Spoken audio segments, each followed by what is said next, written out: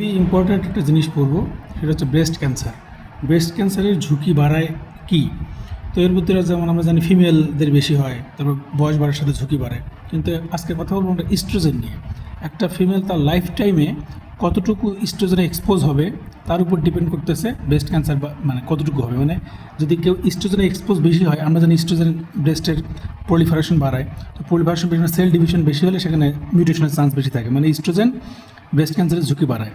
তার মানে একটা ফিমেল লাইফ টাইমে ইস্ট্রোজেনে কতটুকু এক্সপোজ হয়েছে তার উপর ডিপেন্ড করতেছে তার ঝুঁকি কম না বেশি।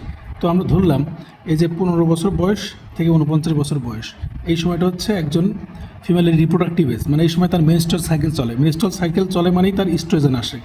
তার মানে এই সময়টা যদি কারো বেড়ে যায়, তার মানে ইস্ট্রোজেনে বেশি এক্সপোজ হবে। যেমন ধরা যাক, উদাহরণ দিয়ে বলি, ধরা যাক কারো 10 বছর বয়সে মেনার্কি শুরু হয়েছে, মানে মেনস্ট্রুয়েশন শুরু হয়েছে, তাহলে তার এই যে এক্সট্রা 5 বছর সেই ইস্ট্রোজেন বেশি এক্সপোজ হইলো, তাহলে এখন 10 থেকে 49 বছর বয়স, তাহলে অনেক দিন সেই ইস্ট্রোজেন এক্সপোজ হলো, তার মানে তার ঝুঁকি বেশি। অথবা ধরেন 15 বছর বয়সে মেনার্কি হয়েছে, কিন্তু এদিকে শেষ হয়েছে গিয়ে মনে করেন 60 বছরে, কথার কথা, তার থেকে আরও প্রায় 10-11 বছর বেশি ইস্ট্রোজেন এক্সপোজ হইলো, তার মানে তার ব্রেস্ট ক্যান্সারের ঝুঁকি বেশি। তাহলে আর্লি মেনার্কি অথবা লেট মেনোপজ দুটাতেই ব্রেস্ট ক্যান্সারের ঝুঁকি বাড়বে। আবার আমরা জানি যদি প্রেগনেন্সি হয়, প্রেগনেন্সির টাইমে ইস্ট্রোজেন সিক্রেশন বন্ধ থাকে, মেইনলি প্রজেস্টেরন সিক্রেশন হয়। তার মানে প্রেগনেন্সি যত বেশি হবে তত ঝুঁকি কমবে। এখন কোনো মহিলা যদি সারা জীবনে প্রেগনেন্ট একবারও না হয়, তার মানে তার ঝুঁকি বাড়বে, তার মানে নালি প্যারিটি ব্রেস্ট ক্যান্সারের ঝুঁকি বাড়বে। তো প্রেগনেন্সি আবার জানি ব্রেস্ট ফিডিং যখন করায় ল্যাকটেশনাল অ্যামেনোরিয়া হয়, মানে তখনও ইস্ট্রোজেন সিক্রেশন বন্ধ থাকে অনেকের।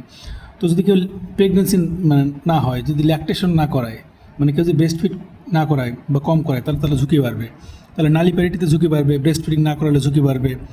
তারপর যদি ফার্স্ট প্রেগনেন্সি অনেক দেরি, ধরা যাক কেউ 37-40 বছর বয়সে গিয়ে প্রেগনেন্ট হলো, ফার্স্ট প্রেগনেন্ট, তার মানে দীর্ঘদিন সে একটানা এক্সপোজ হয়ে গেছে ইস্ট্রোজেনে, তার মানে তার ঝুঁকি বাড়বে।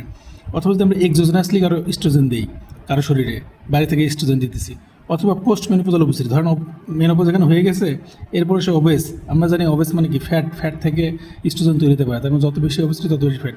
তো থ্যাংক ইউ। ভালো লাগলে আমাদের চ্যানেল শেয়ার করতে পারেন, সাবস্ক্রাইব করতে পারেন।